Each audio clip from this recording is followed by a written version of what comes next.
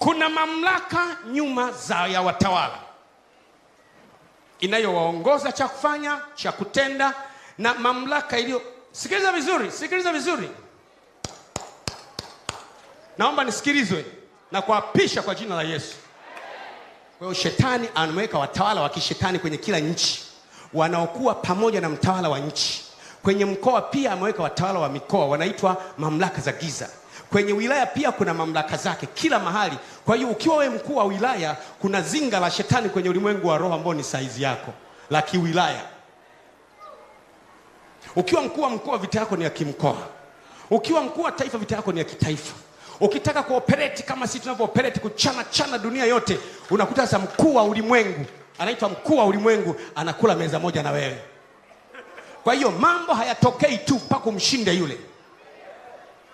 Ukimwona mtu amepenya, amemshinda yule. Usije ukadanganywa na mtu kwamba natafuta lefa, utakwama. Hakuna lefa asiyependelea kama timu inayocheza ni ya kwake. Kwenye ulimwengu wa kimwili kuna wakuu wa dunia. Marais hao wanaitwa wafalme wa dunia kwa Biblia. Kwenye ulimwengu kuna mkuu wa ulimwengu. Kila taifa ambalo limeinuka duniani likashika utawala wa kidunia limewezeshwa na yule mkuu wa ulimwengu. Mkuu wa ulimwengu amehama kwenye ulimwengu wa rohoni, ameingia ndani ya mifumo ya watu wakuu kwenye oda au tawala za dunia, ili waingize mifumo ya kishetani kwenye tawala za wanadamu.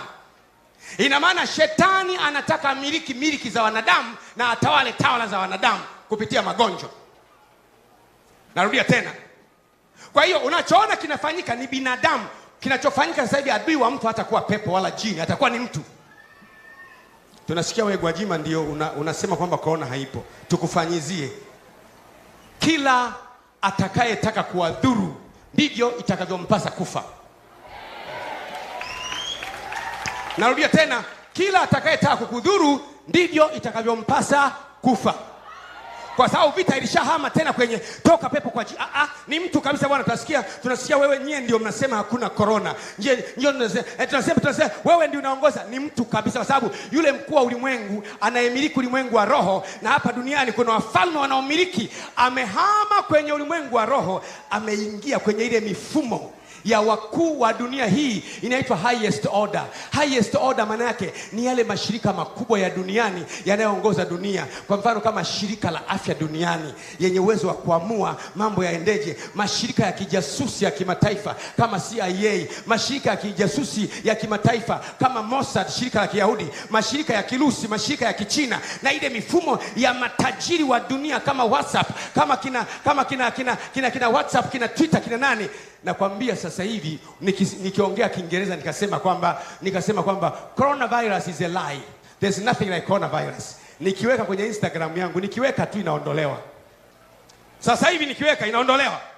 Kwa nini? Kwa sababu kwenye Instagram ndio wao wanataka mashirika mengine ya poromoke, biashara zingine ziporomoke, wafanyabiashara wengine waporomoke, wabaki watu wachache tu, makampuni machache ndio wamiliki dunia, wengine wote tuwe watumwa wao. Sisi ni watumwa wa Yesu Kristo na wa Bwana wetu. Hatujawahi kuwa watumwa wa mtu yoyote. Tulikuwa watumwa wa dhambi tukaokolewa, na sasa ni watumwa wa Yesu na Yesu pekee.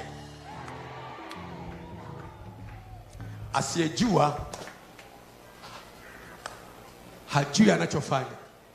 Kila ufalme unapoanguka, kuna mamlaka nyingine kwenye ulimwengu wa roho inafanya nini? Inatawala.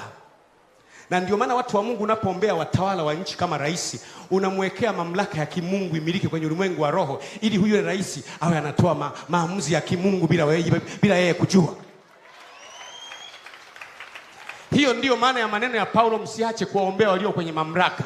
Maana yake ni kwamba unapoanza kuomba yule anayetawala kwenye ulimwengu wa roho, ambaye ni kopi ya yule wa kwenye ulimwengu wa mwili, anaondolewa, ili wale malaika wanaoleta vitu kwenye nchi havikwami.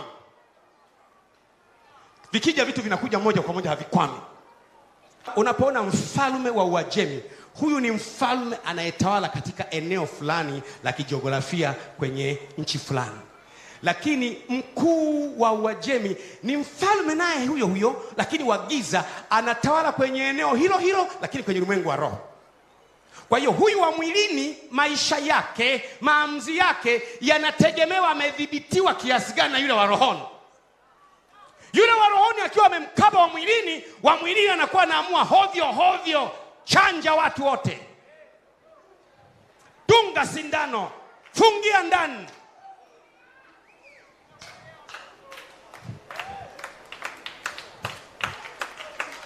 Funga midomo yao, fungia ndani, chanja.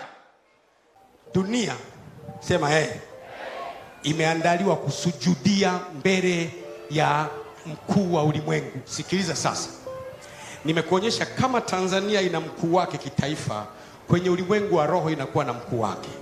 Dunia ina wakuu wake kimwili, kwenye ulimwengu wa roho kuna mkuu wake. Sasa yule mkuu wa ulimwengu wa kiroho wa dunia ameamua kutoka kwenye ulimwengu wa kiroho wa dunia, ameingia ndani ya watu ambao ni viongozi wa kidunia.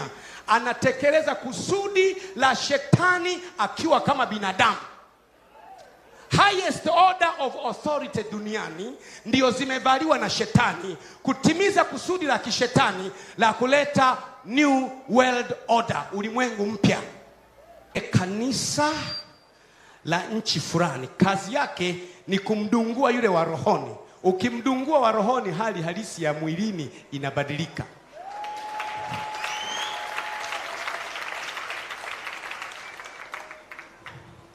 Nitakuonyesha kitu. Malaika anamwambia kwamba nimekuja bwana. Lakini mkuu wa anga la Uajemi, sikiliza vizuri, things don't just happen.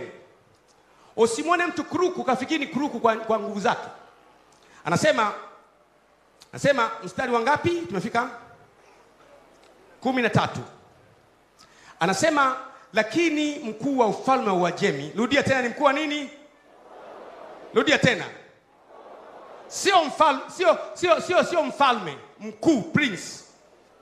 Mkuu wa ufalme wa Uajemi, Rudia tena. Alinipinga siku 21. Bali tazama, huyo Mikaeli, mmoja wa hao wakuu wa mbele, akaja kunisaidia, nikamwacha huko pamoja na mfalme wa Uajemi. Anasema kwamba sikiliza, wakati wewe unaishi kwenye nchi ya Tanzania, na Tanzania hiyo kuna mfalme wa Tanzania. Nilipokuwa nakuja Tanzania na kwenda Mbeya kumletea muombaji jibu Mbeya au Dar es Salaam, kwenye ulimwengu wa giza nikakutana na mwingine anayesema mimi ndio mkuu wa Tanzania, akanizuia. Wakati mimi naomba, Baba Mungu, fungua mlango wa mtaji, nipe mume, nipe watoto, Mungu, kuna anayemiliki nchi kwenye ulimwengu wa rohoni anasema hakuna kitu hapo. Mimi ndio nagawa, nampa nimpae, na mnyima ni mnyimae, kwenye ulimwengu wa roho. Sasa huyu jamaa analeta taarifa ni malaika Gabrieli. Akasema, Biblia inasema hebu sema akanipinga, hebu sema akanipinga. Rudia tena, akanipinga. Rudia tena. Rudia tena. Rudia tena. Rudia tena. Yaani yule malaika ametumwa na Mungu, sio malaika feki. Kumbuka alipomuona Danieli, macho yake kama mwali wa moto, uso wake ni kama jua, yani ni kama Mungu kimwona, ila amepingwa. Alafu wewe mndende ule tu watunduru. Nasoma Biblia ya Kiingereza. Biblia ya Kiingereza, King James Version, haisemi resisted me, inasema detained me. Aliwekwa detention. Sio kwamba resisted. Sio kwamba resisted, yani nipinga, detained me. Yani maana yake huyo malaika alipokuwa anakwenda kwa Danieli, jamaa akamkamata kwamba acha zako hapa. Detention maana yake ni kwamba kaa hapa utulie, endelea kula ukiwa hapa. Detention, tulia hapa. Detained me. Una macho kama mwali ya moto sawa, lakini kaa hapa. Una miguu kama shaba iliyosuguliwa sawa, lakini kaa hapa. Unatoka upanga wa moto kinywani mwako, lakini kaa hapa. Mimi ndio naye tawala. Kaa hapa. Kilichofanyika ni kwamba huyu malaika akapiga simu kwa El Shaddai. Akapiga simu kwa mawasiliano ya kimalaika kwa Jehova aliyeumba vyote. Akasema, baba, mimi napeleka jibu Dar es Salaam Tanzania, napeleka kwa dada fulani, lakini nimezuiwa hapa angani na yule mfalme wa giza ambaye na yeye anatawala kwenye eneo hilo la Tanzania. Baba akasema, Mikaeli, hebu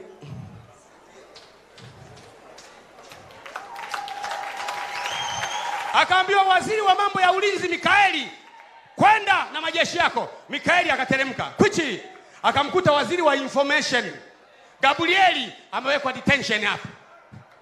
Gabrieli anasema, wewe huwezi kumpiga. Gabrieli anasema, nikitaka naweza kumfumua, ila sio idara yangu. Wizara ya Afya wanaweza wakatoa passport kwa sababu ni serikali hiyo hiyo, ila hawatoi kwa sababu sio idara yao, ila wakitaka wanatoa. Hata Wizara ya Kilimo si ni serikali moja? Usifikiri Gabrieli anaposhindwa ni kana kwamba ameshindwa kivita. Kwa mujibu wa Mungu, Mungu wa utaratibu, ulichopangiwa na Mungu utakiwi kuzidi. Wewe sio mpiganaji, ukizuiwa tulia, achia idara nyingine. Ni wewe tu unataka kufanya idara zote.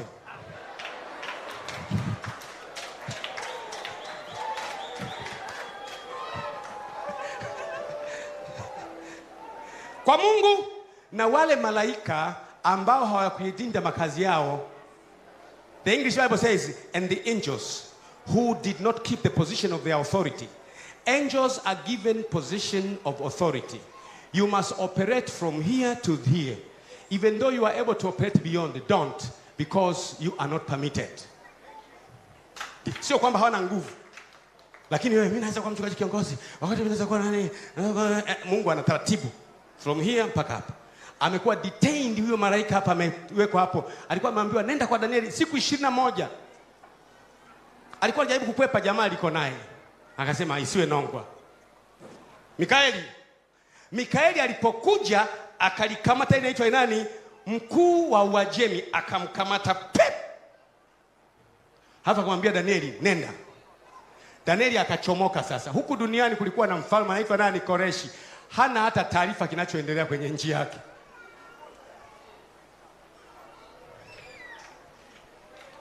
Akakutwa Danieli kwenye kijumba chake anaomba pale, rikamasheteteterebebe, pamoja na kwamba watu hawajui kinachoendelea. Liko jambo linaendelea katika nchi yetu kwa jina la Yesu. Liko jambo linaendelea kwa jina la Yesu. Sikiliza kilichotokea.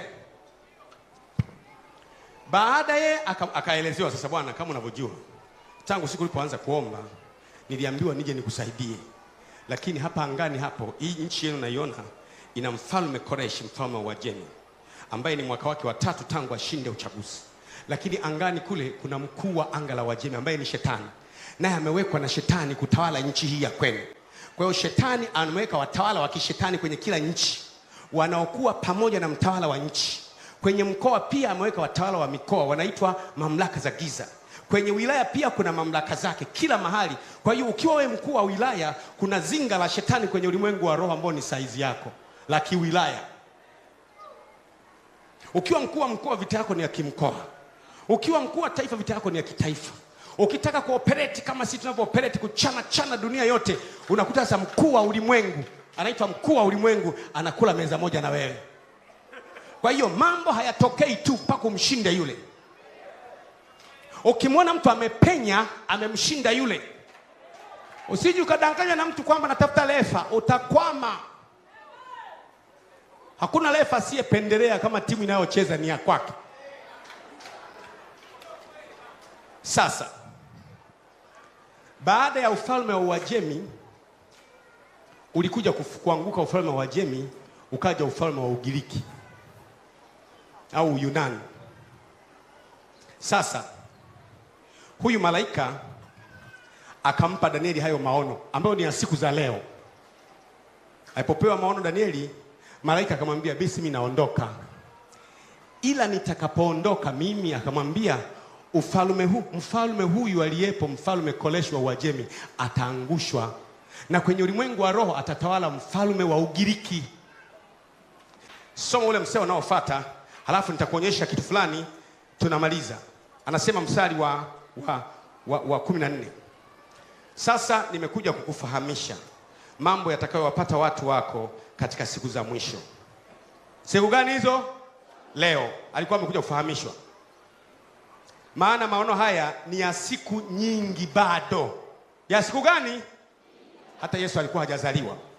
Mstari, na alipokwisha kusema nami maneno hayo, nikauelekeza uso wangu chini, nikawa bubu. Kumbe mmoja mfano wa mwanadamu akanigusa midomo yangu, ndipo nipofumbua kinywa changu. Utaona hapo sasa anaanza kuelezea hayo mambo ambayo hatujaambiwa sisi in detail. Ule mstari unaofuata, mstari wa 20, ndipo akasema, je, unajua kwa sababu hata nikakujia? Anauliza, unajua sababu ndio kujia? Na sasa nitarudi ili nipigane na mkuu wa Uajemi, nami nitakapotoka huko, tazama, mkuu wa Uyunani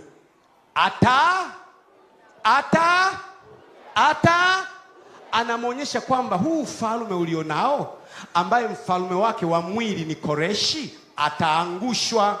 Kwa nini anaangushwa? Anaangushwa kwa sababu yule aliyekuwa anatawala kwenye ulimwengu wa roho wa Koreshi tunakwenda kumfyatua, lakini tukimfyatua yule, kuna lingine litakuja litakalosababisha mkuu wa Uyunani atawale. Na baada ya hapo, ilipoangushwa dola ya Uajemi, akatawala Myunani, Mgiriki, kwa sababu ulimwengu wa roho ukitawaliwa na ulimwengu wa mwili unatawaliwa. Sikiza nikwambie kitu sasa. Kuna nini kwenye ulimwengu wa roho ndio inajalisha utapata nini.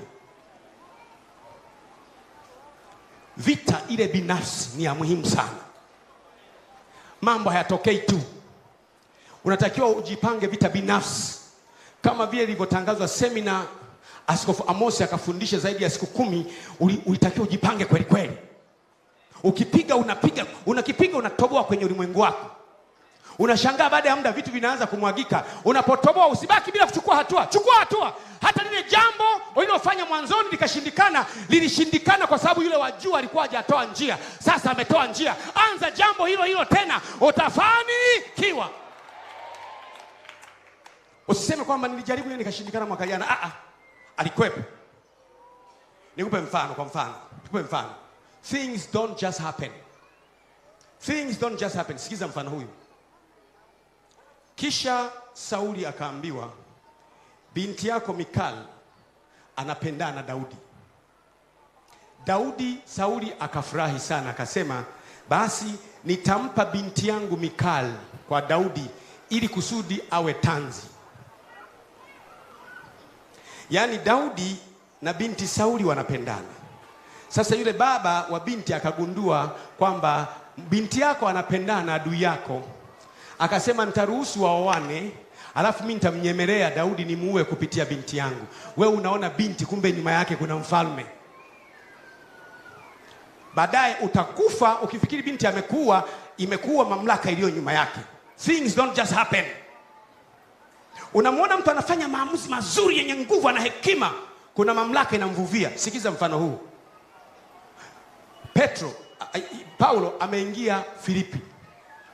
Sikiza vizuri, alipoingia Filipi akakuta msichana mwenye mapepo ya uaguzi. Amewapatia bwana zake faida. Ile Matendo ya Mitume sura ya 16 utasoma kwa wakati wako. Ameingia kwenye mji. Filipi ametokea tu Mashariki ya Kati, ameingia Ugiriki. Nimewahi kuwepo Ugiriki hapo. Filipi, kwenye mji wa Filipi. Ilikuwa ni koloni la Warumi. Ni mji ambao ulikuwa mkubwa sana na ilikuwa makao makuu ya koloni la Warumi hapo huko Ulaya. Paulo ametoka Mashariki ya Kati ya Yerusalemu, amefika mji ule. Alipofika tu akakuta kadada kamoja. Wafanyabiashara wote wanaotaka biashara wanaenda kwa kale kadada. Kamekaa tu, kasichana tu. Kanamwambia, mwezi ujao maharage yatapanda bei. Nunua maharage, weka ndani, utauza vizuri. Watu wanaweka ndani, maharage yanapanda, wanauza. Anakuja mwingine, wiki ijayo itatokea njaa Misri. Weka chakula ndani. Watu walishatajirika. Kale kabinti kanaonekana ni intelligent. Kana uwezo wa kuanalyze matukio. Kana uwezo wa kuzungumza vitu vijavyo. Biblia inasema kamewapatia faida. Hebu sema faida. Kamewapatia watu faida kwenye mji. Kadogo, kenyewe hakana hela. Kanajua kutengeneza michoro. Ukienda pale nipe mchongo. Kana kueleza kwa nasikiliza. Sasa hivi dhahabu. Ukifanya unafanikiwa. Sasa Paulo akapita pale, kenye kalishazoea michongo na kujua mambo, kanasoma watu kanajua. Alipopita Paulo akamsoma. Alipomsoma Paulo akamwambia watu waliopo pale, huyo naye ingawa ni mgeni lakini mtumishi wa Mungu mwenye kuambia habari za mambo ya mema, kwamba na yeye nimemsoma. Paulo amesomeka. Paulo ikasema, mimi nisomeke, mimi nitakushughulikia leo. Kila anayekusoma shughulika naye kwa jina la Yesu. Kila anayekusoma shughulika naye kwa jina la Yesu. Hebu sema kwa jina la Yesu. Na watia upofu wote wanaonisoma kwa jina la Yesu. Yule binti kwenye mji huo, utajiri unatokana na mashetani. Sio mambo unamkuta mtu tajiri, sio utajiri tu hivi, mashetani. Akapita Paulo kale kabinti mbele ya wateja wapo, kanamwambia, wewe uza dhahabu, wewe uza fedha, wewe uza hiki, wewe uza kile, wewe uza hiki. Paulo naye akapita akamwambia, yule naye ni mtumishi wa Mungu mwenye kuhubiria habari njema. Akaondoka zake. Paulo anashangaa, nini hii? Paulo akaona kesho yake nipite njia hiyo hiyo tena. Paulo alipopita akasomeka tena, akasomeka mara ya 3. Paulo akasomeka mara ya 4, mara ya 5. Biblia inasema Paulo akahuzunika moyoni mwake. Ile mara nyingine aliposomeka akapiga kona, akamwambia, wewe binti pepo mchafu, kwa jina la Yesu Kristo wa Nazareti na kuamuru toka chini. Tunatoka. Watu wanashangaa, Paulo anatoa nini? Anasema, namtoa yule aliyeumiliki mji huu na kutajirisha watu. Nyinyi mlifiriki watu wanatajirika tu, haitokei hivi hivi. Kuna mamlaka iko nyuma inayotajirisha watu na kufilisi watu. Huyo bwana akadondoka chini, kabinti kale akatoka. Kumbe alikuwemo shetani ambaye amekapa ile intelligence. Hebu sema intelligence. Inaitwa demonic intelligence au satanic intelligence au sorcery intelligence. Ni akili lakini ya kichawi, ni maarifa lakini ya kiuchawi, ni hekima lakini ya kigiza. Inawapa watu madaraka kabisa, inawapa watu mamlaka kabisa, inawapa watu fedha, inawapa nafasi. Biblia inasema yale mapepo yalipotoka, wale wenye mamlaka, soma Biblia inasema meya wa mji akaja pale, wanasheria wa mji wakaja pale, wanakambia kale kabinti, hebu tuambie mwaka kesho itakuwaje? Kabinti kako kimya. Hebu tuelezee. Amekuwa mtu wa kawaida. Kumbe kuna watu dunia hii wana akili nyingi za kishetani, tukiwafyatua wanarudi kuwa wa kawaida kabisa kwa jina la Yesu. Fyatua wenye akili ya kufunga akili zako. Kuna wenye akili ya kufunga biashara zako. Hebu sema fyatua. Hebu niambie inakuwaje kimya? Hebu niambie imekuwaje kimya? Watu wakamwambia meya. Amepita jamaa mmoja hatari, anaitwa Paulo, katoa ile kitu. Usifikiri huyu binti alikuwa anasema mwenyewe. Hapana, kuna mtu amezima data.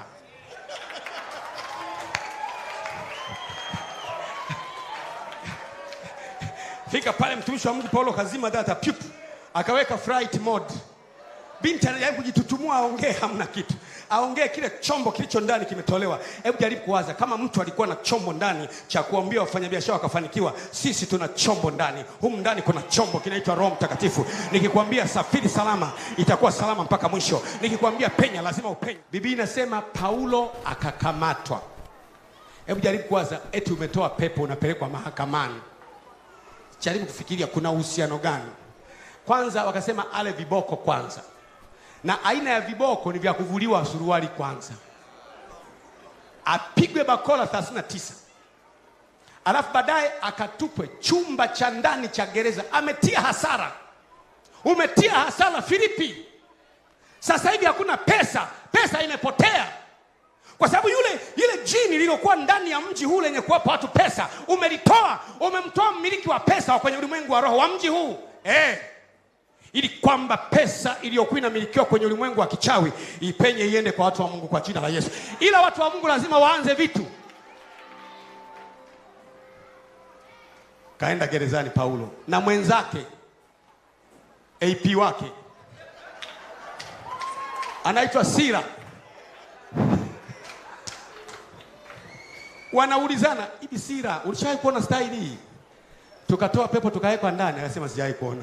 Hasa inakuwaje? Tuimbe. wakaingia kwenye gereza. Makosa ya wafungwa wengine hatujaelezewa, ila wenyewe wakawa kwenye chumba cha ndani. Kwa nini? Kosa lao ni kubwa zaidi, la kuzima data za kichawi. Paulo yuko gerezani, anaendelea tu kukombolewa na furahi, kupita lugha kutamka, kulionyesha pendo na nimekuwa mtoto wake. Kombolewa, kombolewa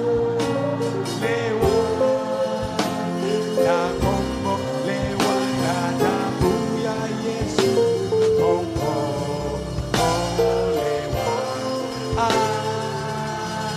mimi mwana wa, nitamwona uzuri wake, nitamwona uzuri wa mfalme wangu wa ajabu, mfalme wangu wa ajabu.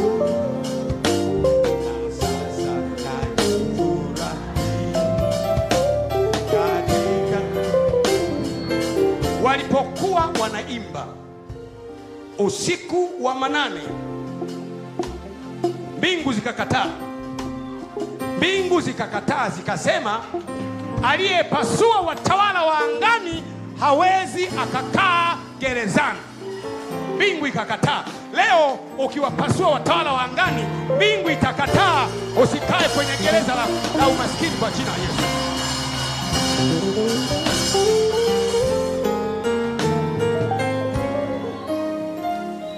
Hapo hujamuona Paulo ameita tetemeko wala moto, anaimba tu.